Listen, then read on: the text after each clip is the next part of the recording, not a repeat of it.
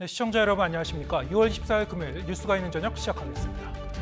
그동안 국회가 장관 후보자 인사청문회도 열지 못하고 산적한 민생 법안도 처리하지 못한 채 원구성을 못하고 공전만 거듭해왔습니다만 여야가 법사위원장 자리를 놓고 한 발도 물러설 수 없다고 서로 버텼기 때문이었죠. 그러다가 2시간 전쯤 민주당이 지난해 합의대로 이 자리를 국민의힘에 넘기겠다는 입장을 갑작스럽게 밝혔습니다. 다만 국민의힘도 약속을 이행하라는 조건을 달고 여당에 공을 넘겼는데요. 하지만 아직 여야가 출구를 찾을 수 있을지는 확실해 보이지는 않습니다. 잠시 뒤에 여야 의원과 함께 직접 얘기해 보겠습니다. 먼저 오늘의 주요 뉴스 윤보리 앵커가 전해드립니다. 서해 피격 공무원 사건에 대한 조사 결과가 최근 뒤바뀐 것과 관련해 해경지휘부가 책임을 통감한다며 사의를 표명했습니다. 대통령실이 감사가 진행 중이라 사의를 반려할 거라고 밝힌 가운데 국민의힘은 지난 정권에 대한 공세 수위를 높였습니다. 원구성 협상이 되지 않아 4주째 국회가 공전하고 있는 가운데 민주당이 법사위원장을 국민의힘이 맡는 데 동의한다고 밝혔습니다. 대신 사개특위 구성 등 합의 부대 조건을 이행해달라고 요구했는데 국회 정상화 논의가 급물살을 탈지 주목됩니다. 어제 노동부에서 발표한 주 52시간제 개편론에 대해 윤석열 대통령이 정부의 공식 발표가 아니라고 말했습니다. 여당인 국민의힘은 당정 간에 협의를 했다고 밝히는 등 엇박자를 냈고 야당은 설익은 정책 발표라며 일제히 비판했습니다. 뮤지컬 엘리자벳을 둘러싼 이른바 인맥 캐스팅 논란에 1세대 배우들까지 나서자 당사자인 옥주현 씨가 김호영 씨를 상대로 한 소송을 취하할 뜻을 밝혔습니다. 이번 사태의 근본적인 배경은 무엇인지 전문가와 함께 짚어봅니다.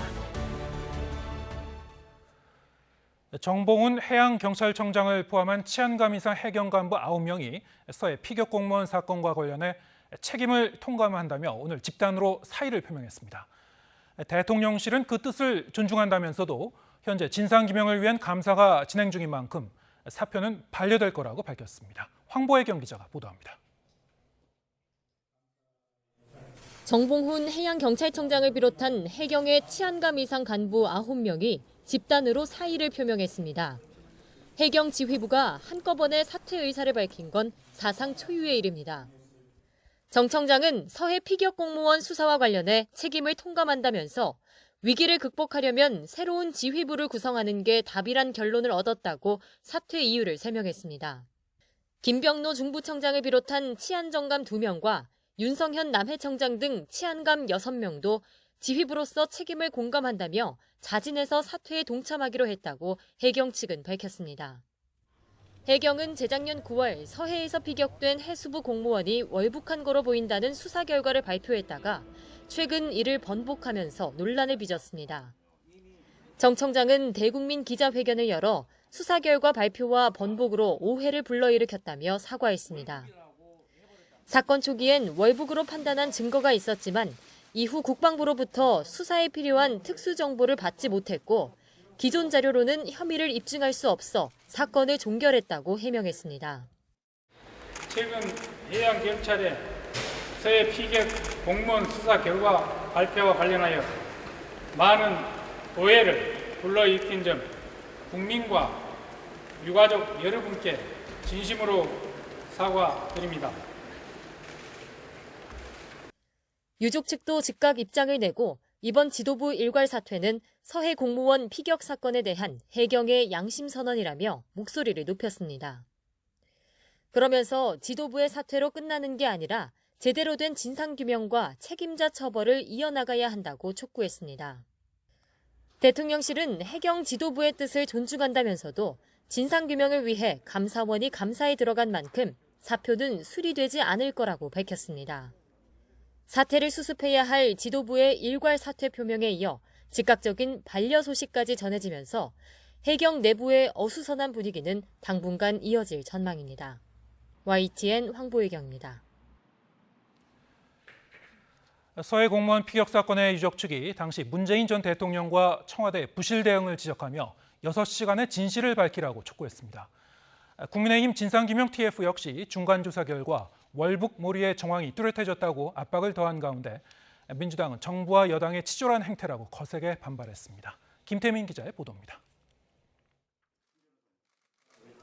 안보 공세에 박차를 가하고 있는 국민의힘은 서해 피격 공무원의 유족을 국회로 초청했습니다. 여당과 유족 측은 고 이대준 씨가 북한에 억류된 후 목숨을 잃기까지 6시간 동안 대통령과 정부는 무엇 했느냐고 따져 물었습니다. 골든타임 6시간, 그리고 대통령의 시간을 밝히기 위해서 정보공개 청구를 했고, 살아있었던 6시간 동안 당시 정부는 무엇을 했는가, 구하려는 최선의 노력을 했는가, 전혀 노력을 안 했다는 것이 지금 확인되고 있고요. 그러면서 민주당을 향해선 당시 정황이 담긴 대통령 지정 기록물 열람에 협조하라고 압박 수위를 높였습니다. 결코 정쟁의 대상이 될 수 없습니다. 하루빨리 공개를 위한 양당 간의 협의 절차에 착수해 주시기 바랍니다. 국민의힘 진상규명 TF도 중간 조사 결과 발표를 통해 감청 기록에서 월북은 딱 한 번 등장한다며 월북몰이 정황이 뚜렷해졌다고 목소리를 높였습니다. 여당의 파상 공세가 이어진 가운데 민주당은 거세게 반발했습니다. 청와대 출신 야당 의원들은 성명을 내고 당시 정부는 매 순간 최선을 다했다며 부실 대응 의혹을 정면 반박했습니다. 그러면서 문재인 대통령 지시에 따라 정부가 알게 된 사실은 투명하게 모두 국민에게 공개했다며 안보자산 공개가 어렵다는 걸 전임 정부 공격의 소재로 활용하는 데 급급한 정부와 여당의 행태는 치졸하다 못해 야비하다고 맹비난했습니다. 윤석열 정부는 정보를 제대로 공개하지도 않고 새로운 증거조차 제시하지도 않고 왜곡과 선동만 하고 있습니다.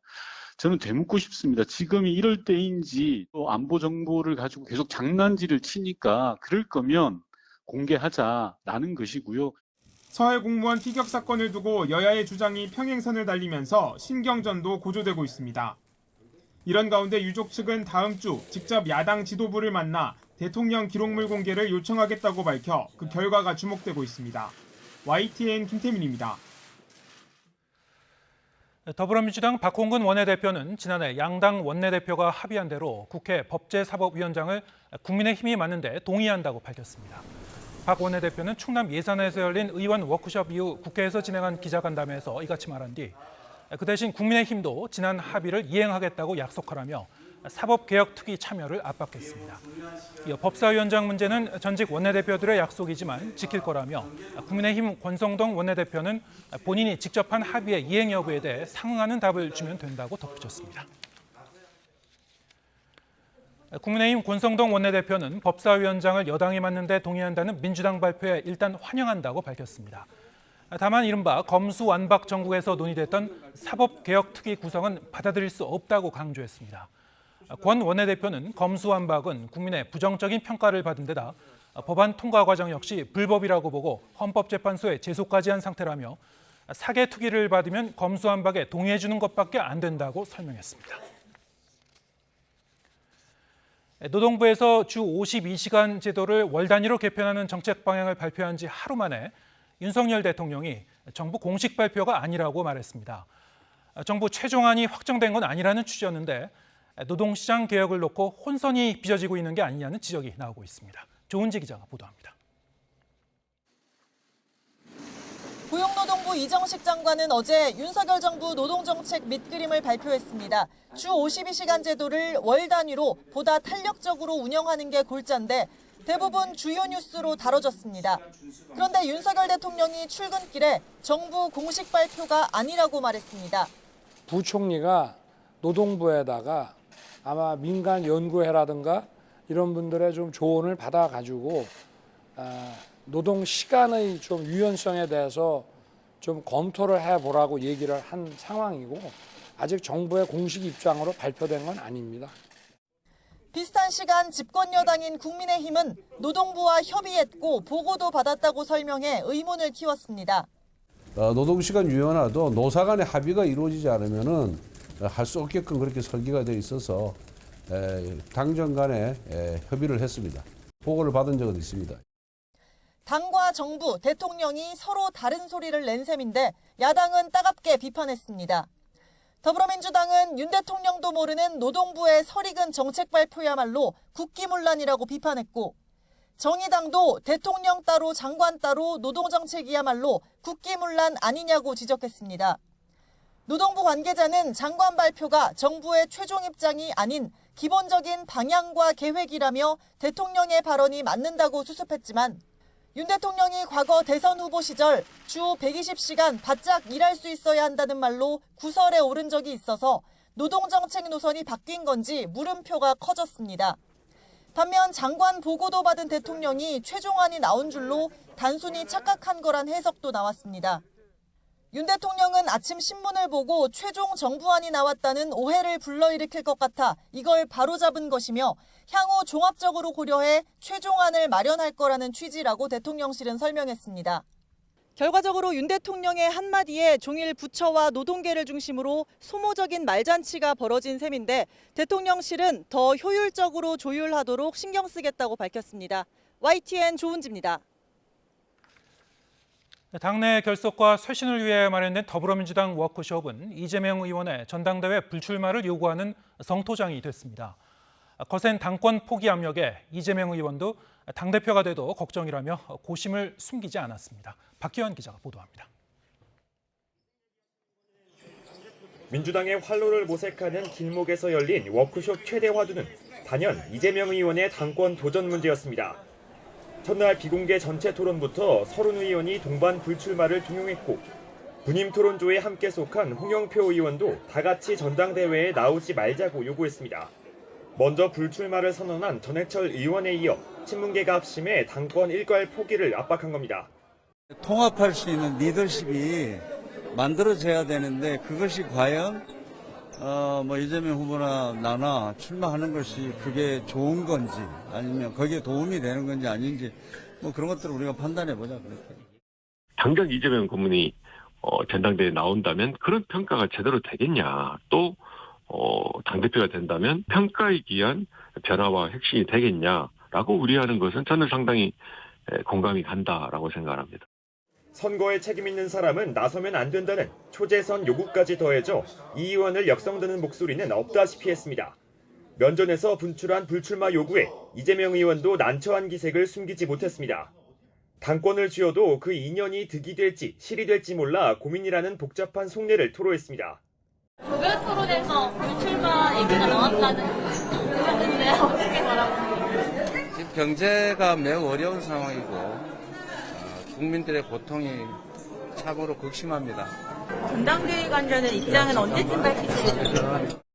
이재명 개인 정치 행보로 논의가 쏠린 탓에 내로남불과 팬덤 역기능 방치 등 자기 반성과 자성의 결의도 온전히 조명받기 어려웠습니다. 이슈나 의제를 중심으로 해서 의원 모임들을 재구성하는 것이 필요하지 않냐. 이제 그런 의견들이 좀 강했던 것 같습니다. 공천 과정에 대해서 국민들의 상식적인 수준에 좀 부합하지 못했던 측면이 있는 것 같다. 1박 2일 대규모 워크숍을 통해 당의 단합을 강조했지만 이재명 의원을 향한 전당대회 불출마 압박은 더욱 거세지면서 계파 갈등의 불씨는 여전히 잠재해 있다는 분석이 나옵니다. YTN 박견입니다.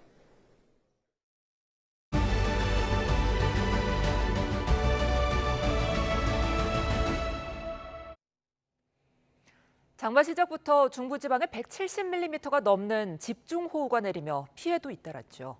장마 전선은 지금 제주도 부근까지 물러났는데 다음 주에 다시 북상해 중북부 지방에 또 호우를 쏟아부을 전망입니다. 정혜연 기자입니다. 내륙에 상륙한 장마 전선은 말 그대로 물폭탄을 쏟아부었습니다. 서울, 경기와 강원도의 내린 비는 시간당 최고 40에서 60mm. 눈앞이 제대로 보이지 않을 정도로 강한 비입니다. 경기도 가평과 강원도 춘천에 173mm, 서울 도봉구에도 150mm가 넘는 비가 내렸습니다. 경기도 파주와 강원도 북춘천은 6월에 하루 동안 내린 비로는 지역 관측사상 가장 많은 양을 기록했습니다. 서울은 하천 곳곳이 통제됐고 임진강 수위가 높아지면서 포천 영평교에는 홍수주의보가 발령됐습니다. 산사태 위기경보가 주의로 격상된 가운데 파주와 인제 등에는 산사태 주의보가 내려졌습니다. 중부지방에 폭우를 쏟아부은 장마 전선은 제주도 부근 해상으로 물러났습니다. 이에 따라 내륙 장마는 소강 상태에 들겠지만 제주도와 남해안에는 국지성 호우가 이어지겠습니다. 장마전선은 다음 주 초반에 다시 내륙으로 북상하겠는데 이번에도 수도권과 강원도가 비구름의 주 무대가 될 가능성이 큽니다.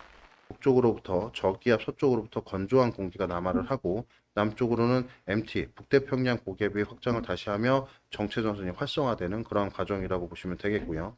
이러한 정체전선의 영향을 받는 주요 지역은 중부지방이 될 것으로 예상합니다. 다음 주 비는 사나흘 정도 이어지겠는데 밤만 되면 비가 강해지고 지역도 옮겨 다니는 야행성 게릴라 호우가 될 것으로 우려됩니다. 기상청은 장마철이 본격화한 만큼 계곡과 하천 주변에서는 야영을 자제하고 산사태와 침수 피해에도 각별한 주의를 기울여 달라고 당부했습니다. YTN 정혜윤입니다. 무섭게 치솟는 물가. 이 정도면 그만 오를 때도 됐다 싶은데 끝이 아닙니다.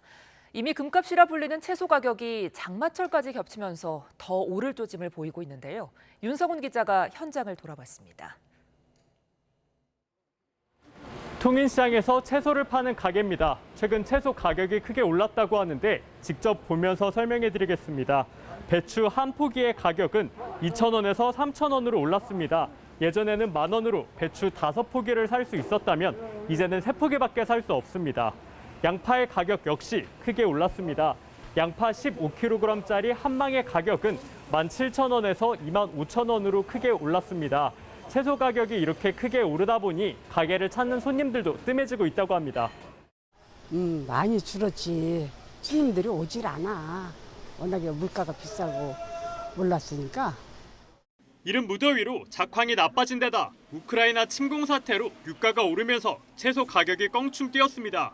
실제 최근 농산물 소비자 가격을 보면 양파 1kg의 가격은 지난해 이맘때와 비교해 25% 가까이 올랐습니다. 상추 100g의 가격은 1,150원대로 10% 가까이 뛰었고 시금치 가격도 1년 새 38% 정도 올라 1kg에 10,000원을 훌쩍 넘겼습니다. 여기에 본격적인 장마철까지 시작되면서 채소 가격은 더 오를 수밖에 없다는 전망이 나옵니다. 태풍이나 집중호우 이런 현상이 나타나게 되면 고랭지철에 나오는 배추나 건고추 그리고 이제 경기도 인근에서 나오는 열무 등 엽근 채소들이 가격이 공급 부족으로 상승할 수 있는 가능성이 있습니다. 채소 가격이 더 오르면 열무김치나 시금치 나물 등을 파는 가게도 반찬값을 올릴 수밖에 없고 더 많이 오르니까 그게 심각한 거죠. 시금치, 배추 뭐 할 것 없이 다 같이 다 올라가 있어요. 비가 와서 떠내려가고 나면 그때는 올려서 받아야 돼요. 어쩔 수가 없어요. 예. 매일 밥상을 차리기 위해 장을 보는 소비자들의 한숨도 덩달아 커집니다. 너무 많이 올라갔고 한 10,000원어치 살 거를 5,000원어치 사요. 그리고 안 사게 되고 덜 사게 되고 그래요. 시장 오면은 진짜 좀 걱정돼. 정부가 물가를 안정시키기 위한 대책을 내놓고 있지만 아직까진 별다른 효과를 거두지 못해 상인도 소비자도 걱정이 커지고 있습니다. YTN 윤성훈입니다. 코스피와 코스닥이 지난 이틀 동안의 급락을 딛고 반등했습니다. 코스피는 52.28포인트, 2.26% 오른 2,366.6의 장을 마치며 사흘 만에 올랐습니다. 개인과 외국인이 각각 6,249억 원, 319억 원을 순매도했지만 기관이 6,403억 원을 순매수하며 상승세를 이끌었습니다. 13년 만에 1,300원을 돌파했던 원달러 환율 급등세도 진정되면서 환율은 3.6원 내린 1,298.2원에 마감하며 6거래일 만에 하락했습니다. 네, 이렇게 오늘 국내 주식시장이 반등했지만 급락세를 꺾기엔 역부족입니다. 최근 외국인 투자자들이 우리 주식시장을 대거 이탈한 게 급락 요인으로 꼽히는데요. 환율이 급등하는 데다 경기 침체에 대한 우려가 커지고 있어 외국인들이 언제 돌아올지 전망은 불투명합니다. 강희경 기자입니다. 최근 국내 증시가 끝모를 추락을 거듭했던 주된 이유 가운데 하나는 외국인의 셀코리아가 거셌기 때문입니다. 연일 국내 주식을 팔아치우며 자금 회수에 나선 겁니다. 외국인은 이미 이번 달에만 코스피 시장에서 5조 원 넘게 순매도했습니다. 상반기로 기간을 넓혀봐도 지난 5개월 연속 순매도를 이어갔습니다. 우선 고공행진하는 원달러 환율이 원인으로 꼽힙니다.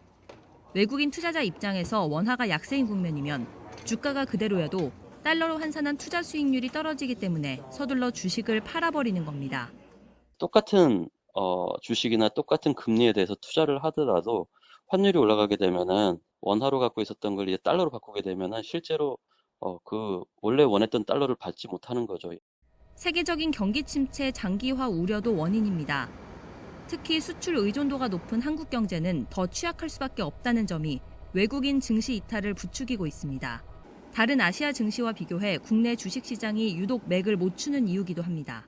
구조적으로 보면 우리는 세계 경기가 침체가 되면 수출이 위축이 됩니다. 수출이 위축이 되면 우리 경제 역시 충격을 피할 수 없다라는 인식이 외국인들 사이에서도 팽배한 상황입니다. 한미 금리 차이도 눈여겨봐야 할 대목입니다. 미국이 공격적으로 금리를 올리고 있어서 우리나라 기준금리가 미국보다 낮아지게 되면 외국인 자금 이탈이 더 빨라질 거란 우려가 나오고 있습니다. YTN 강희경입니다.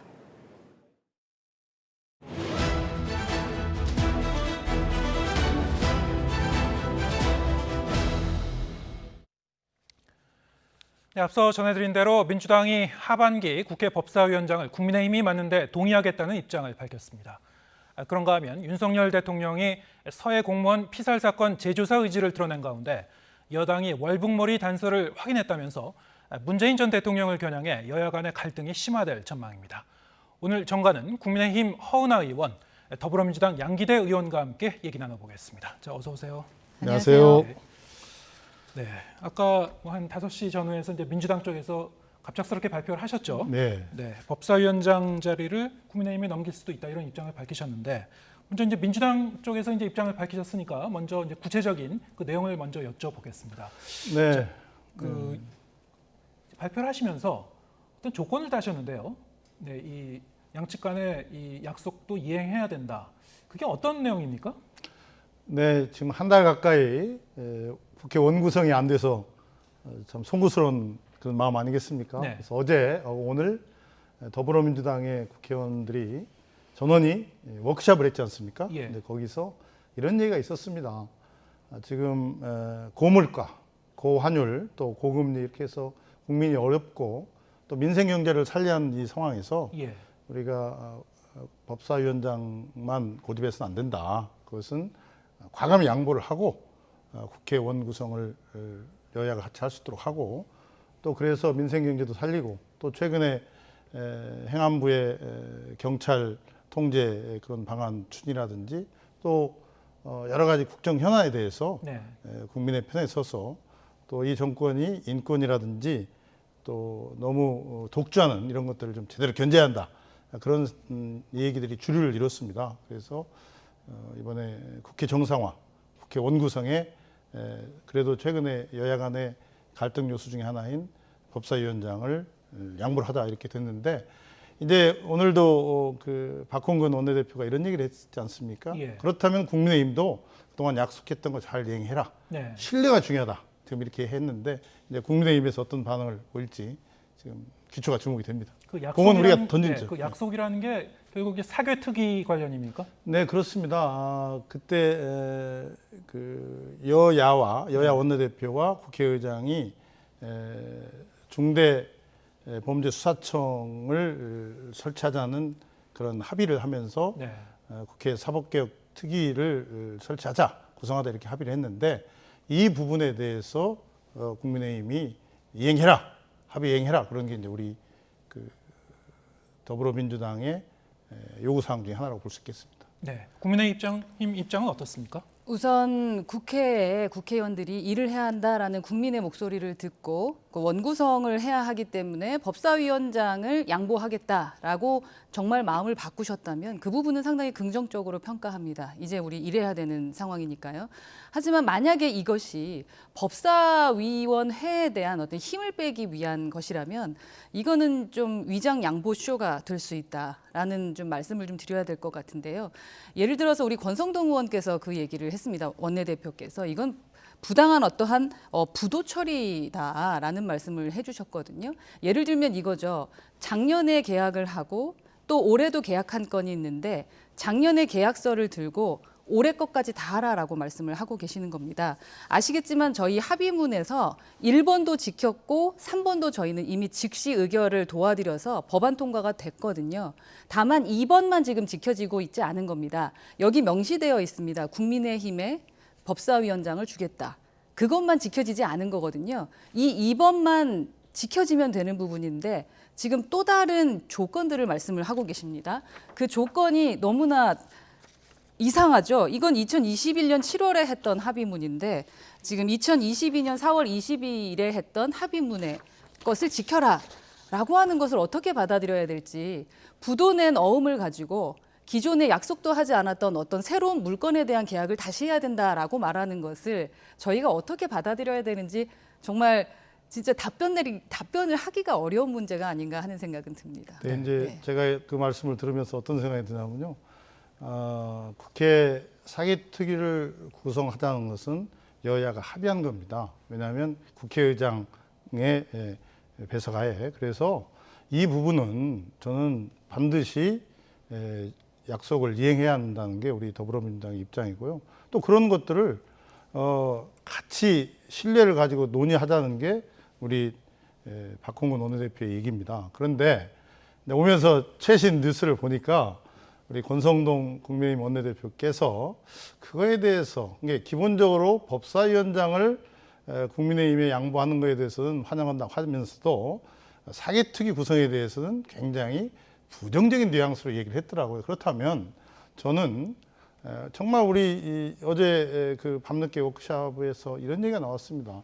원구성 협상 속에서 국민의힘이 그래도 여당인데 늘 여당이 양보하면서 뭔가를 일을 풀어가려고 한 게 아니라 독선 또 때로는 오만 이런 행동들을 많이 보였지만 국민을 위해서 또 아까 어려운 경제 사정을 위해서 우리가 대승적 차원에서 합의를 하자 뭐 그런 얘기들이 많이 나왔단 말이에요. 그런데 그러면 또 뭐 이게 9구에 넘는 식으로 국민의힘의 권성동 대표께서 또 그건 안 된다. 뭐 그건 해줄 수 없다. 이런 식으로 나온다면 굉장히 그것은 앞으로 정치의 신뢰 또 여야 간의 그 합의를 깨는 굉장히 나쁜 선례가 될 거다. 저는 그렇게 말씀드리고 싶습니다. 그러니까 박홍근 원내대표께서 말씀하신 부분이 지금 의원님께서 말씀하시는 것에 대한 진정성이 정말 있다면 저희 합의했던 작년 합의문에 대한 것을 그냥 실천하시면 되는 겁니다.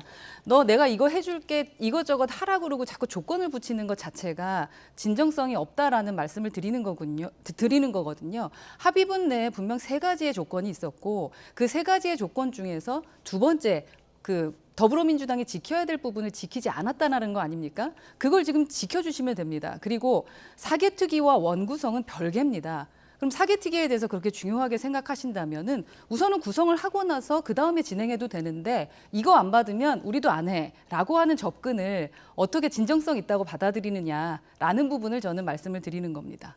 네, 그것과 관련해서 지금 국민의힘의 입장은 이른바 이제 검수완박 법안의 그 내용의 정당성에 대해서 이제 계속 문제 제기를 하시지 않았습니까? 그러면서 이제 이 헌재에도 이제 제소를 한 상태이기 때문에 사개특위에 참여할 경우에는 이게 이제 이율배반이 돼 버린다. 뭐 이런 입장이신 것 같아요. 그렇죠. 그러면은 이 사개특위에는 지금 상황에서는 뭐 당분간 어떤 조건에서도 참여할 수 없다라는 그런 입장이신가요? 지금 우선은 저희가 이제 제가 논평을 쓰고 오려다가 저희가 지금 논평을 쓸 입장은 아닌 것 같다. 네. 정말로 민주당에서 원하는 것이 무엇인지 뭐 수석끼리도 만났겠지만 원내대표끼리도 만나서 이야기한 다음에 저희가 의견을 내야겠다라고 지금 결정을 했거든요. 예. 이 사개특위 문제도 마찬가지입니다. 만약에 그 부분이 그렇게 중요하다면 우선은 원구성부터 처리하고 나서 얘기하자는 거고요. 말씀하셨던 것처럼 명분이 없습니다. 지금 사개특위를 얘기하는 것은 저희 입장에서는 검수완박을 반대했었고요. 이 합의문 자체가 파기되지 않았습니까? 작년에 올해 했던 그 부분을 다시 들춰내는 것 자체는 좀 약간 이해하기 어렵다. 명분이 없다라는 말씀을 드릴 수밖에 없습니다. 네. 저는 그렇게 생각하지 않습니다. 왜냐하면 사실 원구성 협상을 한 과정 속에서는 여러 가지 현안들을 같이 다룰 수 있습니다. 특히 법사위원장을 저희들이 양보했다는 것은 여러 가지 상임위라든지 상임위원장 구성 그런 문제뿐만 아니라 최근에 그런 사개특위 문제 여러 가지 다른 현안들까지도 같이 충분히 논의를 해서 해야 하는데 그동안 국민의힘 측에서 그런 나름대로 그것을 수용하려는 그런 입장을 표명했기 때문에 우리 박홍근 원내대표 입장에서는 우리가 이렇게 양보했으니 왜 국민의힘도 그런 약속한 거 이행해라 이렇게 지금 얘기하고 있는 거거든요. 그러니까 좀 근데 답답한 것이 일방적으로 그건 그거고 이건 이거니까 이번에 원구성하고 또 다음에 또 협상하자 하면 지금 하는 행태로 보면요. 국민의힘 행태로 보면 그냥 다음 원구성하면 또 언제 뭐가 있었냐는 식으로 그냥 전혀 뭐 귀걸이지 않고 넘어갈 것 같아서 저희들이 강하게 얘기하는 그럼 겁니다. 민주당 입장 같은 경우에는 일단 그 국회 원구성을 한 다음에 원에 들어가서 사개특위를 논의하는 건 그 의미가 없다 이렇게 보시는 건가요? 네, 이런 겁니다. 오늘 아까 말씀하셨지만 이제 수석 원내 부대표라든지 또 원내대표들이 만나서 여러 가지 얘기를 할 겁니다. 예. 또 얘기하겠죠. 근데 미리부터 국민의힘의 권성동 원내대표께서 뭐 우리 사개특위는 뭐 안 된다 이런 뉘앙스로 얘기를 했지 않습니까? 그렇다면 그것은 집권 여당의 원내대표로서 그렇게 국회 원구성과 관련해서 그냥 내 것만 챙기고 가겠다 이런 그런 말씀이나 다름없으니까 조금 더 협상을 하고 협의를 통해서 원구성을 잘 마무리할 수 있도록 해 나가야죠. 그러니까 지금 뭐 말씀하시는 부분에 대해서 아마 앞뒤가 안 맞는다는 것을 의원님도 인정하셔야 될 것 같습니다. 이것은 양보의 문제가 아닙니다. 그래서 제가 이거는 위장 양보 쇼가 될 수 있다. 그러니 원래 약속대로 진행하면 된다라는 원칙을 말씀을 드렸잖아요. 저희 합의문에 있었던 거 모두 다 저희가 다 지켰습니다. 저희 야당임에도 불구하고 양보해서 원하던 것을 합의문 그 법안 처리 협조해서 즉시 협조해 드렸거든요. 그런데 더불어민주당이 지키지 않았던 당시 여당도 양보하지 않고 이번의 약속을 지키지 않았습니다. 아까 말씀하셨잖아요. 이 중대범죄수사청을 설립하기 위해서는 국회 사법개혁특위를 만들어야 합니다. 그것은 국회의장과 양당 원내대표가 합의한 사항입니다. 그러면 그것은 자동적으로 그렇게 가는 프로세스의 일환이지 그것을 없었다. 아니면 그것은 별개다. 이렇게 말하는 것 또한 내가 보기엔 논리 안 맞는다 생각합니다. 절차적인 부분을 말씀을 드려야 될 것 같은데 2021년도에 그러니까 합의했던 합의문과 2022년도 4월에 합의했던 합의문이 어떻게 같을 수가 있습니까? 연결이 된다라는 자체가 좀 예, 이해가 되지 알겠습니다. 않는다라는 네. 거고요. 사개특위와 원구성과는 별개라는 부분을 예. 다시 한 번 더 말씀드리고 잠시만요. 권성동 대표께서 말씀하셨다는 부분도 사실 말이라는 것이 맥락을 살펴봐야 되는데 처음부터 끝까지 들어보지 않고 그 따옴표만 가지고 말씀하시는 것도 조금 급하게 결정하는 부분일 수도 있을 것 같다. 권성동 원내대표가 왜 그런 말씀을 하셨는지는 저희가 다시 한 번 더 살펴봐야 되는 부분이고요. 합의했던 대로 합의문에 그 약속을 지켜주시면 됩니다. 근데 오늘의 그 합의문의 원내대표님 정신이 말씀대로 2020년 올해 4월 달에 또 했던 그런 합의 정신하고 일맥이 상통하는. 그래서 뭐 정치라는 게 딱 이것대고 저것대고 할 수 있는 건 아니지 않습니까? 그때 그러한 합의문의 연장선상에서 사개특위를 같이 구성하자. 일반적인 이것도 국민들이 이해를 하셔야죠. 일반적인 국민들이 상식적으로 이해를 하실까 싶습니다. 저는 집을 상식적으로 샀던 그게 가능하다고 계약서와 봅니다. 예, 집을 사는 계약서와 자동차를 사는 계약서와 또 다른 가전 제품을 사는 계약서가 어떻게 아닙니다. 같이 집을 적용될 수가 사면서도 있겠습니까? 그 집을 사면서 여러 가지 가전 또 자동차도 사는 그런 것들이 연계돼 있는 그런 계약이라면 알겠습니다. 그것은 지켜야죠. 예, 예. 지금 뭐 민주당 쪽의 이 발표로 뭔가 여야 간의 돌파구가 좀 마련이 되나 싶었는데 두 분 말씀 들어보니까 이제 더 안개 속으로 좀 들어가는 것 같은 그런 느낌이 드는데요. 어쨌든 지금 사실 이제 장관 후보자 인사청문회도 뭐 이달 말이나 다음 달 초 정도에는 뭐 열릴 수 있을지 결정이 돼야 될 것 같은데요. 그렇죠. 원구성이 굉장히 네. 좀 시급한 상황이에요. 지금 그래서 여야간에- 저희 네. 더불어민주당의 국회의원들이 어제 오늘 모여서 그냥 정말 간절한 마음으로 그렇게 예. 저희들이 양보를 한 겁니다. 법사위원장을. 사실 뭐 이 인사청문회 하면은 그 야당이 주도하는 그 무대일 수도 있는데 당연하죠. 예. 인사청문회 그 기회를 그냥 놓쳐버리면 민주당도 굉장히 손해 아닙니까? 사실. 그래서 저희들은 예. 정말 아까 여러 가지 국민의힘 여당에 대한 뭐 사실 화도 나오고 그렇지만 대승적 차원에서 양보해서 같이 원구성을 하자. 지금 어쨌든 이제 두 분 말씀 들어보면은 네. 이 자리에서 뭐 이 접점을 찾기는 좀 더 이상 어려울 것 같고요. 일단 뭐 이 양당 간에 또 이제 이 협의가 계속 좀 이루어질 네. 테니까 네, 지켜보도록 그럴 것 하겠습니다. 같습니다. 네. 다음 주제로 넘어가겠습니다. 요즘 뭐 여러 가지 뭐 진실 게임 양상을 보이고 있는 논쟁이 많죠. 그 중에 하나가 경찰 고위직 인사 번복을 둘러싼 여러 가지 논란이 거세게 일고 있습니다. 자, 이런 일이 이게 왜 일어나는 건지 국민들도 이제 고개를 갸우뚱하는 할 수 있는 그런 부분이 많은데 이 경찰청장 용태론도 좀 나오고 있고요. 윤석열 대통령도 입장을 밝히기도 했습니다.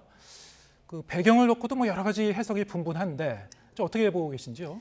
우선 뭐 국민 생명을 보호하는 데는 어느 정권이라는 게 뭐 이유도 없고 이념도 필요하지 않는 것 같습니다. 국민의 생명을 우선시해야 되는 부분이다. 그 원칙에 따라서 저희는 움직이고 있다라고 말씀드릴 수 있겠습니다. 네. 이 경찰 그 고위 간부의 이 발표가 2시간 만에 이제 번복된 그 부분인데요. 도대체 저런 일이 왜 일어났는지 여기에 대해서는 사실 뭐 여러 가지 해석은 나옵니다만 뚜렷하게 이 의문점을 해소할 수 있는 그런 답은 나오지 않고 있습니다. 윤석열 대통령 같은 경우에는 뭐 국기문란이라는 표현까지 썼습니다만 이 경찰 쪽에서는 여러 가지 이제 거세게 반발도 있고 경찰 길들이기 아니냐 이런 그 얘기도 나오고 있는데 민주당 쪽에서 어떻게 보시나요? 국기문란에 대한 것은 인사 때문에 말씀을 하신 거고. 네. 해경 문제에 대한 지금 인사 문제 얘기했습니다. 해경은 이제 별도의 문제고요. 예, 경찰의 이제 이 인사 발표 문제와 관련해서 제가 좀 얘기를 나누도록 제가 하겠습니다. 이 직전에 국회 행정안전위원회 위원이었습니다. 그래서 네. 조금 내막을 하는데 저는 이번에 이 그 경찰의 인사 문제와 관련해서는 첫째는 소통의 문제라고 저는 생각하고 예. 두 번째는 그런 소통이 안 되는 과정 속에서 뭔가 의도된 힘이 개입했느냐 아니느냐 이게 저는 문제라고 생각하는데 이것을 윤석열 대통령께서 국기문란으로 규정을 하면서 지금 판이 커진 겁니다.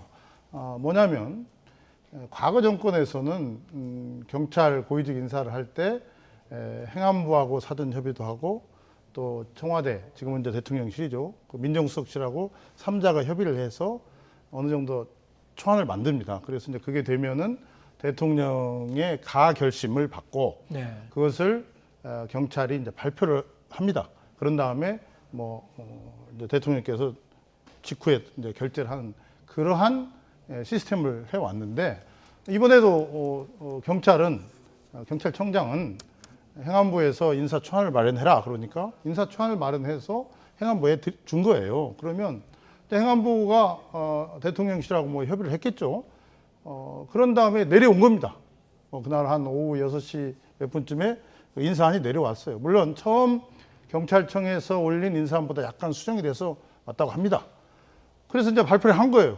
그랬더니 그것은 잘못됐다. 2시간 후에 잘못됐다 해가지고 또 좀 수정을 해서 또 내려보낸 것으로 알려져 있습니다. 그렇다면 대통령께서는 본인은 밤 10시쯤 제가 결재를 했다 이렇게 말씀하셨던데 그러면 그 과정 속에서 누군가는 작용을 했을 가능성이 있답니다. 왜냐하면 경찰에서 파견된 그 경찰관이 하나 있습니다. 치안정책관이라고 행안부에 있는데 그분은 연락관의 그런 신분 비슷하게 하는 거지 본인이 뭘 결정하고 또 그걸 바꿀 수 있는 사안이 아닙니다. 그럼 누군가가 그 경찰의 인사안을 바꿨기 때문에 바꿔서 내려온 거 아닙니까? 그래서 또 다시 올라가서 번복돼서 또 온 거 아닙니까? 그렇다면 적어도 이게 행안부, 경찰청, 또 대통령실의 소통의 문제인지 또 누군가가 보이지 않는 손에 의해서 개입이 된 것인지 이런 것들을 밝히면 됩니다. 대통령께서도 밝히라고 했으니까 밝힐 것 같고 행안부 장관도 뭐 규명한다고 하니까 하고 또 경찰청도 그렇게 한다고 하니까 이것을 우선 그때 그 시간 사이의 어떤 여러 가지 상황들을 제대로 규명하면 되고 제가 오늘 여기 오는데 그런 질문 나오면 국회에서 청문회 하면 금방 나온다고 그런 얘기를 하더라고요. 그래서 이건 복잡한 상황은 아닙니다.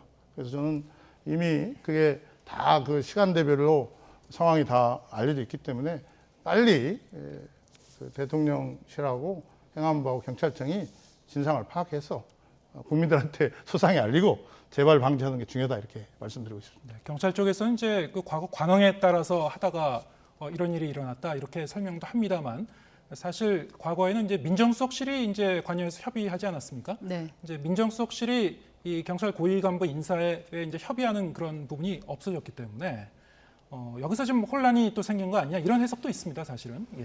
그렇죠. 이제 시스템이 변화를 했습니다. 네. 그러면 그 시스템에 익숙해지기 위해서 노력해야 되는 게 조직원이죠. 네. 그렇기 때문에 경찰청이 잘못한 거라고 저는 생각을 하거든요. 해경들이. 기본적으로 인사에 대해서 기존에는 민정수석실에서 이야기해서 넘겼다. 그럼 그거를 발표하던 것이 관행이다. 라고 말씀을 하시는데 지금은 대통령이 대통령실이 청와대가 아니라 용산입니다. 그래서 지금 용산에 있는 대통령실에서는 모든 시스템을 바꿔가고 있습니다. 그러면 그 시스템에 대해서 본인이 고민했었어야 되는 거라고 저는 생각하거든요. 모든 문제가 일어나고 나서 그 다음에 이것은 관행이었다라고 말씀하시는 것은 조금 잘못되지 않았나 저는 좀 생각을 하고요. 우선은 잘못에 대한 인정을 하고 그리고 나서 무언가 얘기를 해야 되는데 번복이라는 그러한 프레임을 가지고 그 대통령에 대한 어떤 부정적 이미지를 씌우는 것은 저는 좀 잘못됐다라는 생각은 듭니다. 예, 알겠습니다. 근데 이 점에 대해서 제가 한 말씀 더 올리면요. 통상적으로 보면 경찰청장의 임기가 7월 하순쯤 끝납니다. 그렇다면 새로운 정부가 와가지고 경찰청장이 바뀐 다음에 인사의 초안을 마련하라고 했을 겁니다. 근데 이번에는 도중에 지금 행안부에서 경찰청장한테 인사의 초안을 마련하라고 했지 않겠습니까? 그러면 방금 원하 의원님 뭐 좋은 지적은 했지만 적어도 그런 시스템, 그런 관행의 변화가 있었다면 이 정부에서 뭐 대통령실이건 행안부 장관이건 그걸 바꿨어야죠. 근데 그 인사 초안을 마련하라고 지시했고 그것을 경찰청장이 행안부에 올렸고 또 다시 내려왔고 뭐 이런 과정을 거쳤는데 이제 와서 그런 그 국기문란이라고 하니까 경찰도 굉장히 당황하고 있는 거예요. 그래서 그런 것들을 이제 이 새 정부가 그런 시스템으로 안 하겠다면 바꾸면 되는 겁니다. 근데 이번 사안은 그렇게 갔기 때문에 지금 문제가 되는 게 아니겠습니까? 지금 그 사실 본질적인 부분은 뭐 경찰 길들이기 아니냐 뭐 이러한 그 반발도 나오고 이러한 그 배경에는 지금 그 행안부 이 하에 이 장관 자문위원회 여기서 이제 공고안 낸 거 그리고 그래서 지금 사실 이제 과거로 회귀하는 거 아니냐 지금 경찰국 만들어서 이 행안부가 정부가 경찰을 이제 통제하려고 하는 거 아니냐 이러한 그 여러 가지 그 뭐 경계심 경찰 쪽에서는 굉장히 지금 반발하고 있는데요. 자 어떻게 보시는지요? 과연 경찰을 비대해지는 경찰의 권한을 견제하고 통제하는 건 분명히 필요할 것 같은데요. 어떻게 통제할 건가의 문제거든요. 우선은 통제라는 단어에 대한 접근은 저희는 인정하고 싶지 않습니다. 네. 저희는 견제라는 단어를 씁니다. 견제를 해야 되는 건 마땅한 것이죠. 그러니까 뭐 입법부라든가 행정부는 다 나눠지는 것처럼 네. 저희가 경찰이 워낙에 비대해졌고 그리고 무소불위해졌습니다. 그렇다면 그 권력들을 어떻게 우리가 견제해야 될까를 생각하다 나온 것이 이 경찰국 아니겠습니까? 근데 그 부분에 대한 것을 진행해보지도 않고 경험해보지도 않고 무조건 이것은 문제가 있다라고 접근하는 것 자체 그리고 왜 그것이 통제라고 생각하는지 그 접근 자체의 관점을 저희는 좀 이해를 잘 못하겠다라는 거거든요. 기본적으로 한 부서가 너무 비대해지면은 당연히 견제해야 되는 거 아니겠습니까?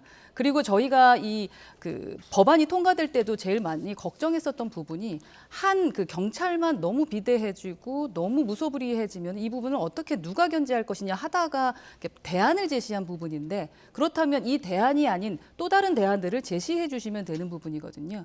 그래서 우선 그 대안에 대해서 방법 처리하는 것을 좀 확인하시고 그 다음에 말씀을 하셔야지 무조건 뭐 소뚜껑을 보고 나서 잘하다라고 얘기하시는 것은 좀 문제가 있다라는 생각은 듭니다.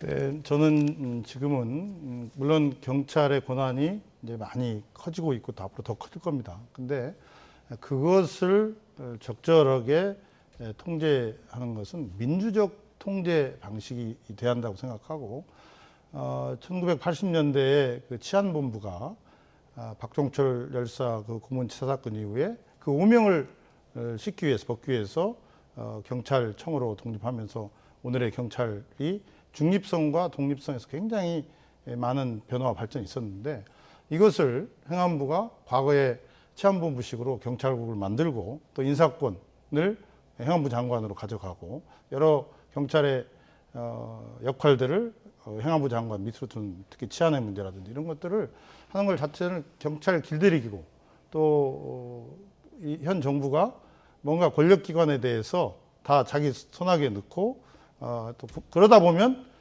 국민의 인권이라든지 또 현 정권 살아있는 권력에 대한 수사라든지 이런 것들이 자칫하다가 무시되거나 또 잘 못하는 경우가 있지 않겠습니까? 네. 그래서 그런 것들을 하기 위한 이 발상이 아니냐. 거기서부터 이게 원래 시작이 됐는데 이번에 이 인사 참사가 터진 거예요. 그래서 기본은 이번에 그 권고안을 토대로 해서 어떤 일을 추진하는 데 있어서는 폭넓게 여론도 수렴하고 또 국회와 협의도 하고 또 그런 가운데 경찰 또 그 행안부 뭐 관련 기관들이 좀 더 논의를 했으면 좋겠다 그런 생각을 합니다. 그러니까 경찰이 되게 비대해진 것에 대해서는 좀 인정을 하시는 부분인 당연하죠. 것 같아요. 그건 검경 지금 보면 6대 중대 범죄를 제외하고는 경찰이 모든 것을 다 하고 있거든요. 그래서 제가 통제가 가능하느냐, 그래서 통제라는 단어가 아니라 견제가 맞다라고. 그것은 민주적 통제에서 한다. 예. 국회라든지 예. 어떤 경찰위원회라든지 뭐 여러 가지 그 민주적 통제 방식으로 한다. 어떻게 견제하든지 뭐 통제하든지 뭐 표현의 방법이고요. 사실 좀 더 민주적인 방법으로 통제할 수 있는 대안은 없는가에 대해서는 이 문재인 정부에서도 사실 여러 가지 뭐 영역 연구라든가 공식적으로 이제 그 제안된 많이 했습니다. 대안들이 있었고요. 예, 굉장히 고민 많이 외국 해외 사례도 했습니다. 많습니다. 예. 그 부분에 대해서는 좀 더 이제 공론화가 좀 전향적인 방향에서 됐으면 하는 그런 마음이 있습니다. 오늘은 시간이 다 돼서 여기까지 벌써요? 얘기 나눠야 될 것 같습니다. 국민의힘 허은하 의원 그리고 더불어민주당 양기대 의원과 함께했습니다. 고맙습니다. 감사합니다.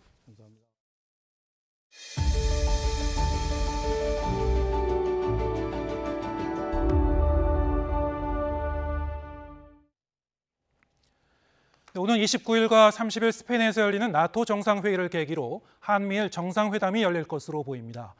대통령실 관계자는 오늘 브리핑에서 한미일 정상회담이 29일로 최종 조율되고 있다는 일본 언론 보도에 대해서 맞다고 확인했습니다. 다만 최종 확정되지는 않았다고 설명했습니다. 또 다른 관계자도 오는 29일에 한미일 정상회담이 아마도 열리게 될 것이라고 말했습니다. 반면 대통령실은 한일 회담은 간담회 형태가 될 것이라는 일본 언론 보도에 대해선 전혀 확인되지 않았다고 답했습니다. 이렇게 한일 정상이 나토 정상회의에서 처음으로 대면하게 되는데요. 양국 핵심 현안인 강제 동원 문제 해법을 찾기 위한 민간 기구도 곧 출범할 예정인데 한일 관계 전환점이 될지 주목되고 있습니다. 도쿄 이경아 특파원이 보도합니다. 기시다 일본 총리는 지난 3월 대선 이틀 뒤 당시 윤석열 당선인에게 축하 전화를 했습니다. 첫 통화 후 환한 얼굴로 취재진을 만난 총리는 기대감을 드러냈습니다. できるだけ早く対面でもお会いしたいと、対話を行いたい、こういったことは、発言としてありました。私からもありましたし、先方からもありました。 새 정부 출범 전 한일정책협의단이 일본에 와 기시다 총리 등 주요 인사들을 만나면서 본격적인 양국 소통이 시작됐습니다. 일본도 하야시 외무성 장관이 취임식에 참석한 뒤 총리 친서를 대통령에게 직접 전했습니다. 냉랭했던 분위기가 조금씩 풀리는 가운데 자민당 내 강경파들이 독도 주변 해양 조사 등을 문제 삼아 다시 목소리를 높이기 시작했습니다. 강제동원 등 현안에 대해 한국이 구체적인 해법을 제시하지 않는 한 고위급 회담에 나서면 안 된다는 겁니다. 결국 이달 추진됐던 박진 외교부 장관의 일본 방문은 다음 달 참의원 선거 이후로 미뤄졌습니다. 오는 29일 개막하는 나토 정상회의에서 한일 정상회담도 검토됐지만 간단한 담소 수준이 될 것으로 보입니다. 일본 정부는 이달 한국에서 출범할 것으로 예상되는 민관기구가 강제동원 문제 해결에 어떤 의견을 모을지 주시하고 있습니다. 韓国国内の動きの一つ一つについてコメントすることは差し控えたいと思います。いずれにせよ政府としては日韓関係を健全な関係に戻すべく日本の一貫した立場に基づき韓国側と緊密に意思疎通をしていく考えであります。 윤석열 대통령이 한일 역사 문제는 원만히 해결될 것이라며 관계 개선에 의욕을 보이고 있지만 일본은 여전히 신중합니다. 최근 여론조사에서는 한일 관계 개선을 위해 역사 문제를 더 양보해서는 안 된다는 국민이 80%를 넘었습니다. 실타래처럼 얽힌 양국 관계를 풀기 위해서는 국민의 이해가 필수인 만큼 충분한 논의와 속도 조절이 필요하다는 목소리가 나오고 있습니다. 도쿄에서 YTN 이경아입니다. 원숭이 두창은 코로나19와 달리 밀접 접촉으로 감염돼 대규모 유행으로 번질 가능성은 적습니다. 다만 초기 증세가 수두와 비슷하고 증상이 눈에 띄지 않는 곳에 생길 수 있어 조용한 전파를 주의해야 합니다. 이형원 기자입니다. 원숭이 두창 국내 첫 확진자가 생겼지만 유행으로 번질 가능성은 적습니다. 코로나19와 달리 물집에 닿거나 성접촉 등 밀접 행위가 있어야 전파되는데 해외에서 입국한 첫 환자가 공항에서 자진 신고해 밀접 접촉한 사람이 없기 때문입니다. 비행기에서 가까이 앉은 승객들은 별다른 이상이 확인되지 않아 본인 의사에 따라 백신을 맞지 않았습니다. 이 같은 원숭이 두창 특성을 고려하면 대규모 확산 가능성은 희박하다는 게 전문가들의 공통된 견해입니다. 다만 조용한 전파 위험은 배제할 수 없습니다. 잠복기가 3주로 길어 해외 유입을 검역으로 모두 거를 수 없고 증상이 나타나더라도 초기에는 수두와 비슷해 신고가 늦어질 수 있습니다. 실제로 원숭이 두창 의심 환자로 분류됐던 입국자는 수두로 판명났을 만큼 증상 구분이 쉽지 않습니다. 특히 발진이나 물집이 생식기 등 눈에 잘 띄지 않는 곳에 생기면 감염된 걸 모른 채 다른 사람에게 전파할 수 있어 주의가 필요합니다. 다른 질병의 초기 증상들하고 크게 다르지가 않고 눈에 잘 띄지 않는 곳에 피부병변이 발생을 하면은 모르고 다른 사람하고 접촉을 할 수 있다는 점이 이 전파 조절을 하는데 가장 어려운 점이라고 보고 있습니다. 그나마 확산을 최소화하려면 의심 증상을 알게 되는 즉시 자진 신고해야 합니다. 동성 간의 성접촉으로만 감염된다는 잘못된 사회적 낙인으로 진단받는 것을 꺼리지 않게 해야 하는 이유입니다. 1차 의료기관에서 이것을 분별해내는 것은 중요한 일이지만 병원을 가야 진단도 할 거 아니에요? 스스럼 없이 갈 수 있게끔 하는 사회적인 분위기, 즉 동성애자라고 낙인 찍지 않는 이런 사회적 분위기 조성과 함께 원숭이 두창 의심 증상을 상세히 알려 가능한 조기 진단이 많이 이루어져야 감염 규모를 줄일 수 있다고 조언했습니다. YTN 이영훈입니다. 다음 달 11일부터는 코로나19 확진으로 격리됐을 때 생활비를 지원받는 대상이 크게 줄어듭니다. 정부는 유급휴가비와 재택치료자 지원도 줄여서 하반기 재유행을 대비한 재정 여력을 확보하기로 했습니다. 기정훈 기자입니다. 현재 코로나 확진 격리에 따른 생활지원금은 1인 가구 10만 원, 2인 이상 가구 15만 원. 소득에 관계없이 지원했지만 앞으로는 기준 중위소득 100% 이하 가구에만 지급합니다. 재원을 필요한 곳에 집중하고 하반기 재유행을 대비한 재정 여력을 확보하기 위한 것입니다. 앞으로는 가구당 기준 중위소득이 100% 이하인 경우에 한정해서 지원합니다. 전체 인구의 약 절반 정도가 이에 해당할 것으로 보고 있습니다. 1인 가구라면 한 달 소득 약 233만 원, 4인 가구라면 합계 약 512만 원이 안 될 경우에만 지원을 받을 수 있습니다. 소득의 판단은 월납입 건강보험료로 하는데 직장 가입자의 경우 1인 가구 약 8만 2천 원, 4인 가구는 합산액이 약 18만 원 이하여야 합니다. 모든 중소기업이 대상이던 유급휴가비 지원도 축소됩니다. 코로나에 걸린 직원에게 유급휴가를 주면 하루 4만 5천 원씩 최대 5일간 정부가 비용을 지원하던 건데 앞으로는 종사자 수가 30명이 안 되는 중소기업만으로 제한합니다. 정부는 중소기업 종사자 가운데 75.3%에게 지원이 유지되는 것이라고 설명했습니다. 또 국가가 전액 지원하던 코로나19 치료비도 본인 부담금 일부를 환자가 부담하도록 했습니다. 상대적으로 본인 부담이 큰 입원 환자 치료비는 현행과 같이 계속해서 지원하도록 하고 본인 부담금이 적은 재택 치료자는 정부 지원을 단계적으로 축소해 나가겠습니다. 올해 1분기 재택 치료자들에게 지원된 비용은 평균 병원비 13,000원, 약값 6,000원 정도였는데 이 부분을 환자가 자부담하게 됩니다. 그러나 입원 치료비와 팍스로비드처럼 값이 비싸 부담이 되는 코로나19 먹는 치료제와 주사제 등은 정부가 계속 전액 지원합니다. 바뀐 조치들은 다음 달 12일부터 적용됩니다.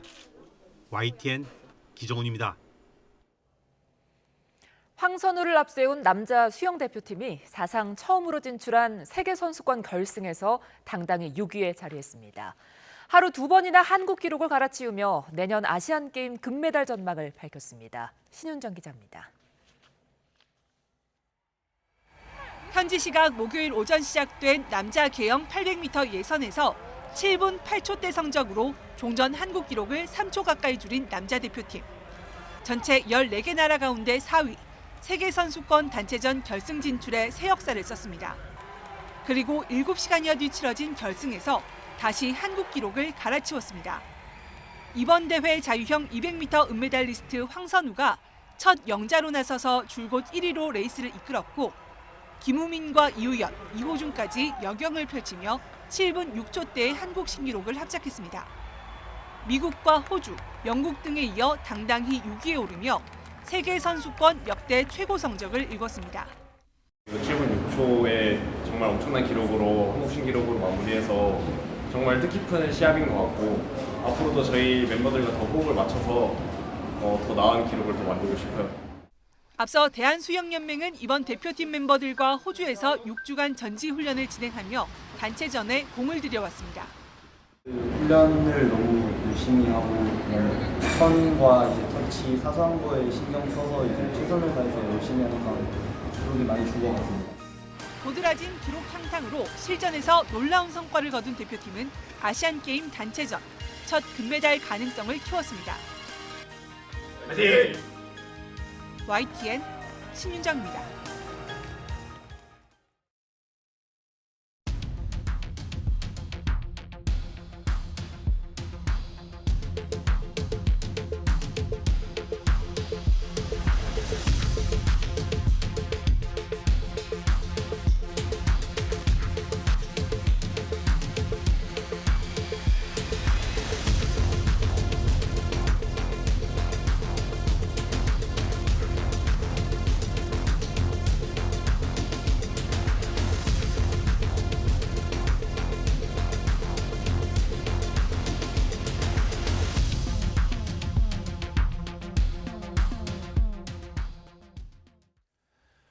네, 최근 불거진 뮤지컬계 인맥 캐스팅 논란의 근본적인 원인은 무엇인지 김원식 문화평론가와 함께 자세한 얘기 나눠보겠습니다. 자, 어서 오세요. 네, 안녕하십니까? 네, 영상으로 이제 저희가 간략히 봤습니다만 옥주현 씨를 둘러싼 이 이른바 인맥 캐스팅 논란 계속 지금 이어지고 있는데요. 지금 어떻게 시작된 겁니까? 네, 사실 이제 8월 말에 엘리자벳이라고 하는 이제 작품이 올라가게 됩니다. 벌써 이제 10주년이 됐어요. 그렇기 때문에 팬들도 굉장히 많거든요. 그러다 보니까 이번에는 어떤 배우들이 나오는지 굉장히 궁금했습니다. 그런데 막상 캐스팅을 발표를 했는데 이 점이 좀 약간 석연치 않았다라는 와중에 이 배우 김호영 씨가 SNS에다가 앞서서 이제 보시듯이 뭐 옥장판이다라고 하는 좀 과격한 단어를 쓰게 되면서 여기에 격분을 해서 옥주현 씨가 바로 그 다음 날 이제 고소를 하게 되는 그런 상황이 되어 버렸는데요. 사실 문화예술계에서 이렇게 고소 고발이 이루어지는 경우는 굉장히 이례적이기 때문에 그런 점에서 더욱 더 논란이 됐다고 볼 수가 있겠고 오늘 옥주현 씨가 이제 사과문을 발표를 했습니다. 사과문을 발표하면서도 본인이 이제 이 캐스팅에 개입해서 이루어진 건 아니라는 취지의 입장은 계속 지금 고수를 하고 있는 거죠. 그래서 사실 관계 없이 하는 사람 혼나야 된다라는 맥락을 했기 때문에 무엇보다도 사실 관계 측면에서 자기는 인맥 캐스팅을 발휘한 적이 없다라는 입장을 오늘도 분명히 했고 물론 전반적으로는 경솔했다라는 반성의 뜻을 비췄습니다. 이 논란의 핵심인 그 이른바 이제 인맥 캐스팅, 특정 배우가 특정 스타의 의견에 의해서 입김이 작용해서 다른 게 출연자를 이제 정하는 이런 관행이 계속 좀 이루어져 왔던 건가요? 사실 원칙적으로는 불가능하다라고 볼 수가 이제 있겠습니다. 예.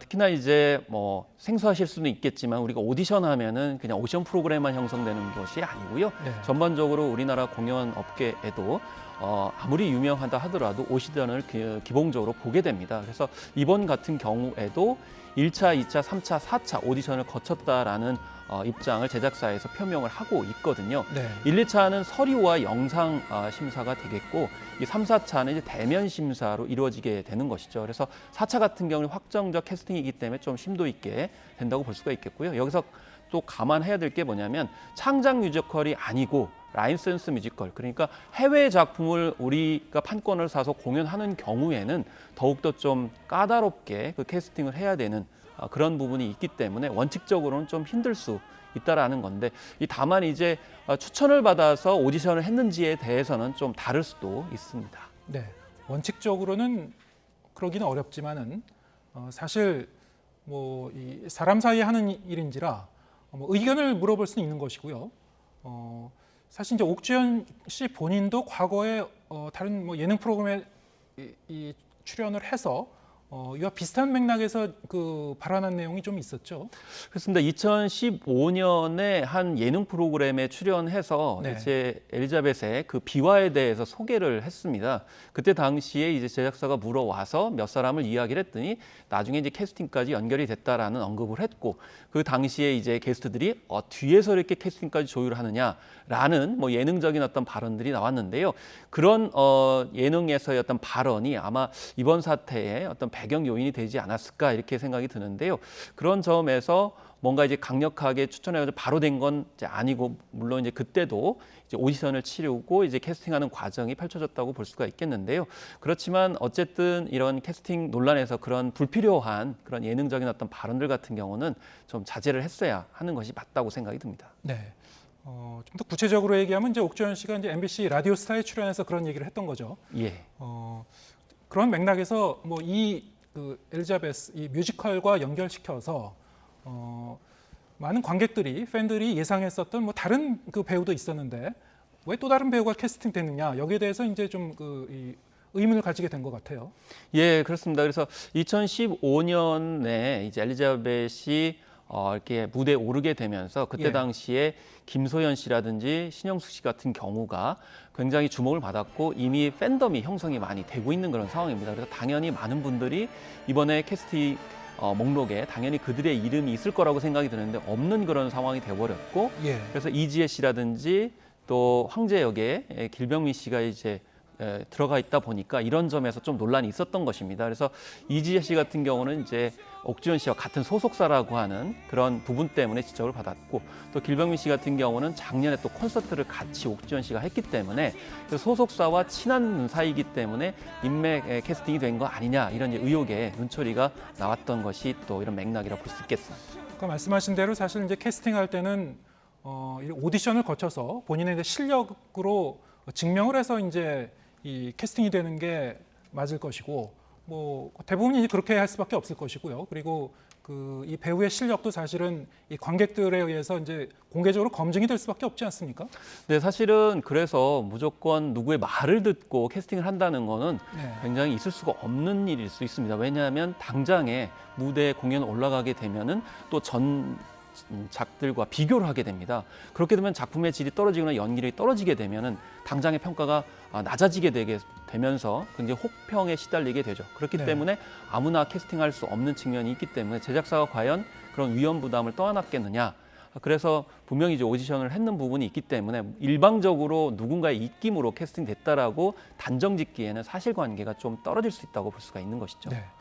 그럼에도 불구하고 지금 이 파문이 좀 가라앉지 않고 있는 이유는 그동안 이 뮤지컬계 내부에서 좀 오랫동안 좀 누적됐던 어떤 이 감정의 앙금이랄까요? 어떤 그 누적됐던 어떤 그 문제의식이 좀 작용을 했던 것 같아요. 네, 그렇습니다. 사실 우리나라의 뮤지컬계는 2000년대 들어서서 오페라 유령이 크게 흥행을 하게 되면서 라인세스 뮤지컬이 주목을 받았고요. 그 뒤에 창작 뮤지컬도 우리가 좀 한류 현상까지 만드는데 나아가고 있어서 굉장히 많이 발전해 왔습니다. 그런데 그 가운데에는 사실은 아이돌 출신의 그런 대중 가수들, 인기 가수들이 캐스팅이 되면서 주목을 받았던 측면이 있습니다. 예. 그렇지만 인기가 굉장히 많은 가수들이 뮤지컬계 진출을 했을 때 약간의 갈등 소지도 있을 수 있는 거거든요. 네. 그래서 너무 유명한 배우들한테 쏠림 현상이 이루어지게 되고, 그러다 보면은 오랫동안 뮤지컬계에 이제 몸을 담았던 뮤지컬 배우들이 약간 소외되는 그런 측면들이 있었거든요. 예. 그러다 보니까 그런 갈등의 골이 이번에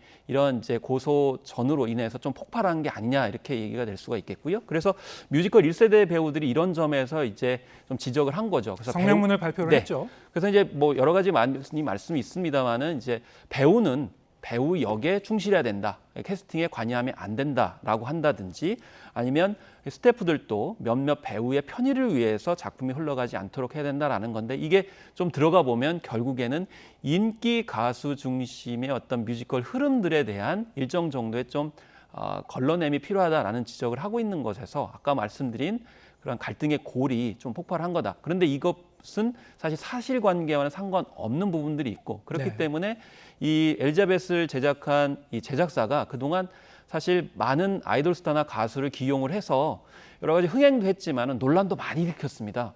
그렇기 때문에 뮤지컬을 진흥시키고 성장하는 것도 필요하지만은 이런 내부적으로 좀 이루어지고 있는 모순이나 갈등에 대해서 좀 관리가 덜 됐었다. 그런 갈등들을 좀 해소하는 방향으로 가야지 이게 고소로 법적인 문제로 가게 되면 더 갈등의 골이 깊어질 수가 있는 부분이기 때문에 이런 점에서 좀 앞으로 해결의 실마리를 찾아야 된다고 생각을 합니다. 네, 지금 오늘 옥주현 씨가 이제 SNS에 사과문도 올리고 김호영 씨에 대한 이제 고소는 취하겠다고 이제 네. 얘기를 했죠. 그건 맞는 거죠. 예. 하지만 지금 과연 그 진실은 뭔지 이분을 좀 가리기가 쉽지는 않을 것 같습니다. 쉽지는 않습니다. 근데 네. 근본적으로는 뮤지컬계에 대해서도 좀 지적될 부분이 있는데 네. 예를 들면 뮤지컬 같은 경우를 들면은 이미 옛날과는 달리 굉장히 대중소통적인 장르로 발돋움하고 있습니다. 그러면 기존의 팬덤이 형성돼 있는 그런 뮤지컬 배우들이 열심히 했으면 당연히 10주년 기념작이면 그 배우들을 최대한 반영을 해야 되거든요. 네. 근데 그 배우들을 반영하지 않았어요. 그리고 다른 어떤 의도가 있는지는 모르겠습니다만은 새로운 얼굴들이 캐스팅이 된 거죠. 네. 주요 배역에. 예. 그렇다고 하면 기존의 팬들은 당연히 좀 섭섭함이 있을 수밖에 없는 것이고요. 네. 또 왜 캐스팅을 그렇게 바꿨는지에 대해서 설명이 있어야 되는데 네. 사실 그런 부분에 있어서는 굉장히 폐쇄적이라는 말을 들을 수밖에 없는 측면이 있거든요. 그래서 정당하게 캐스팅을 했다라고 얘기하기 이전에 네. 어떤 연출 의도를 가지고 어떤 방향성 속에서 캐스팅했는지에 대해서 솔직하게 이야기하는 것이 지금 어쨌든 대중 어떤 흐름의 문화예술 코드라고 볼 수가 있는 거거든요. 네. 그런 점이 좀 아쉽다라고 생각이 듭니다. 이 제작사 입장에서도 이제 팬들에 대한 좀 설명이 좀 미흡했다. 이 캐스팅에 대한 그런 지적을 해주셨고요. 사실 이제 지난 20여 년간 보면은 국내 이제 뮤지컬 업계가 이 시장 규모라든가 여러 측면에서 아주 비약적으로 좀 발전한 그 부분이 분명히 있죠. 네. 하지만 양적으로는 이렇게 이 팽창을 했는데 너무 이 소수의 이제 스타 이 티켓 파워에 좀 의존하는 거 아니냐 이런 지적은 끊임없이 좀 제기돼 왔어요. 사실 앞서서 말씀드린 대로 이제 아이돌 가수들이 이제 많이 캐스팅이 되면서 눈길을 끌기도 했지만은 또 그런 부분에 있어서는 갈등의 골이 있었고요. 그 과정에 좀 불미스러운 일도 있었습니다. 예를 들면은 성매매 전력이 있는 가수를 캐스팅을 한다든지 또 안마 시술소에 출입을 했던 또 가수들도 이렇게 이제 캐스팅을 하게 되면서 여러 가지 좀 문제점들이 사실 노출돼 왔던 것이 사실이고요. 또 그렇다 하더라도 공식적으로 실력 있는 또 뮤지컬에 맞는 캐릭터들을 하는 것이 중요한데 그렇지만 이번에 엘리자벳 제작사가 계약서 원본을 공개를 했지 않습니까? 그래서 거기를 보게 되면은 이 라이센스 뮤지컬 같은 경우에는 함부로 그것을 캐스팅할 수가 없습니다. 원 제작자의 이제 승인을 받아야 되는 거거든요. 엘리자벳 같은 경우에도 사실은 이게 오스트리아 빈에서 1992년에 공개됐던 작품이고 원 저작자가 주요 캐스팅, 예를 들면 엘리자벳이라든지 그리고 황제 프란츠 요제프의 그 주요 배역들을 승인을 해줘야 되는 문제들이 있습니다. 네. 그렇기 때문에 이거는 우리 뮤지컬 혼자만의 문제가 아니고 같이 이제 세계 뮤지컬과 가는 부분이기 때문에 그런 점에서 어떤 그 배역을 캐스팅했는지에 대해서 객관성과 합리성을 충분히 공유하는 것이 무엇보다도 중요하고 그거를 팬들과 같이 공유할 것인가라는 것이 무엇보다 중요한 시기다라고 볼 수가 있겠습니다. 네. 지금 그동안 이제 이 코로나 상황에서 공연업계가 참 힘들었는데 이제 좀 막 살아나려는가 싶은데 이제 악재가 터져서 상당히 좀 마음고생이 좀 이 업계에서도 심할 것 같고 팬들도 좀 많이 걱정이 이런 때일수록 많이 사실은 할 굉장히 것 같습니다. 중요한 게 이 이슈가 왜 이렇게 핫했냐면 코로나19 이후에 그동안 억눌려왔던 많은 분들이 공연장을 지금 많이 찾고 계시거든요. 네. 그러려면 보고 싶은 그런 작품을 올려줬으면 하는 바람에서 이슈가 된다고 볼 수 있겠습니다. 예, 내부적으로 개선할 점이 있으면 좀 더 이제 개선을 하고 전화위복의 계기가 됐으면 좋겠습니다. 김원식 문화평론가와 함께했습니다. 고맙습니다. 네, 감사합니다.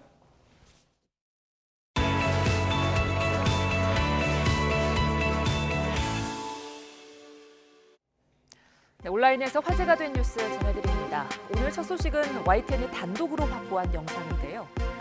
만취한 승객이 택시기사를 폭행한 사건이 또다시 벌어졌습니다. 화면에서 보시는 대로 이 승객은 택시기사에게 욕설을 퍼붓고 발길질까지 하며 막을 때렸는데요. 서울 강남에서 탑승한 이 30대 승객은 경찰에 체포된 뒤 당시 만취해서 기억이 나질 않는다고 진술했지만 결국 운전자 폭행 혐의로 검찰에 송치됐습니다.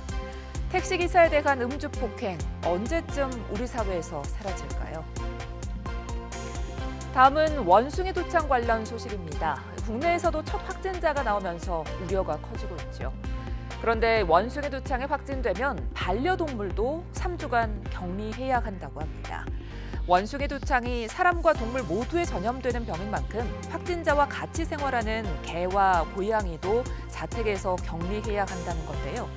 농림축산식품부는 아직 반려동물이나 가축이 원숭이 도창에 감염된 사례는 보고되지 않았다면서도 야생동물을 만지는 걸 유의하고 손 씻기가 중요하다고 당부했습니다. 네, 마지막 소식은 우주를 유영하고 있는 누리호의 위성이 우리 천체 망원경에 포착된 모습입니다. 누리호가 더미 위성과 성능 검증 위성, 발사체 3단을 목표 궤도에 올려놓은 모습인데요. 이렇게 누리호가 임무를 제대로 해낸 모습을 한국천문연구원이 우주물체 전자공학 감시 시스템으로 포착했습니다. 언뜻 별똥별 궤적 같기도 하고 화려하고 멋진 모습은 아니지만 누리꾼들은 작지만 큰 나라에서 경이로운 일을 해냈다며 가슴이 찐하다는 반응입니다. 지금까지 오늘 온라인 화제 뉴스였습니다.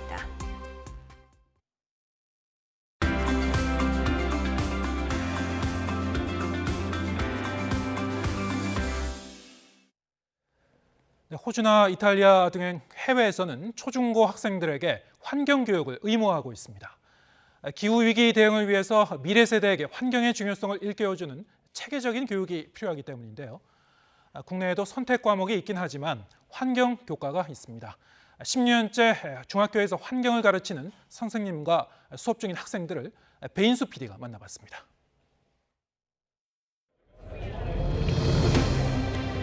The eyes of all future generations are upon you. And if you choose to fail us, I say we will never forgive you.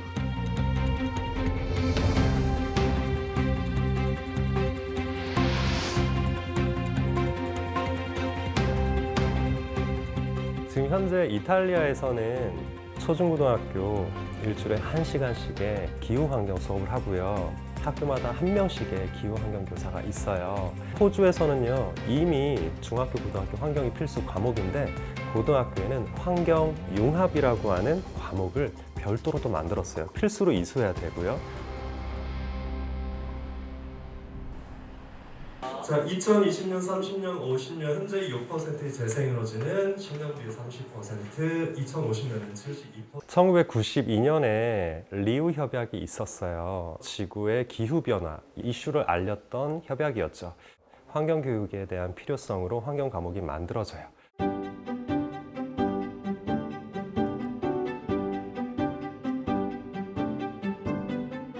정규 과목이 아니다 보니까 선택받지 못하고 있고 선택하기도 힘든 현실이기도 하고요.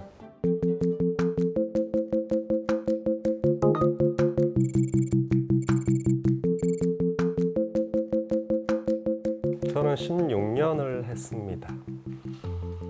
서울에 있는 중고등학교의 환경교사가 저 한 명이에요. 그만큼 선택하지 않고 있고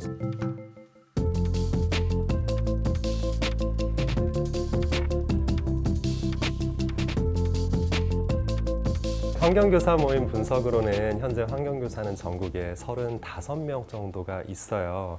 굉장히 작은 소수가 저희가 근무하고 있는데요. 환경교육이라고 하게 되면 사실은 생물다양성, 자원과 에너지, 기후위기, 지속가능성, 그리고 행동과 실천 이 모든 것을 포함하고 있는 지구 생태 시민을 교육하고 있는 과목이에요. 그런데 정규 과목이 아니다 보니까 저희의 아쉬움으로 남고 있습니다.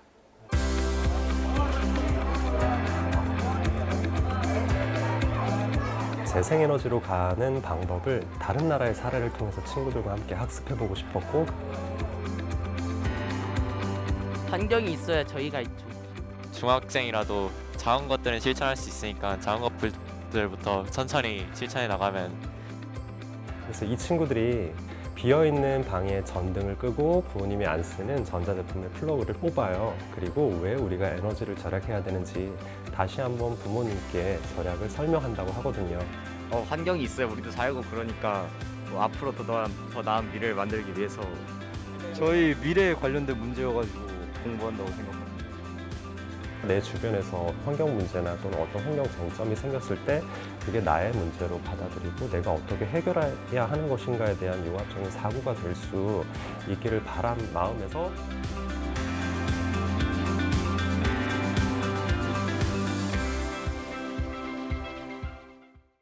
오늘 뉴스가 있는 저녁은 여기서 인사드리겠습니다. 잠시 뒤에는 뉴스 퍼레이드가 이어집니다. 저희는 다음 주 월요일 저녁 7시에 다시 찾아뵙겠습니다. 함께해 주신 여러분 고맙습니다.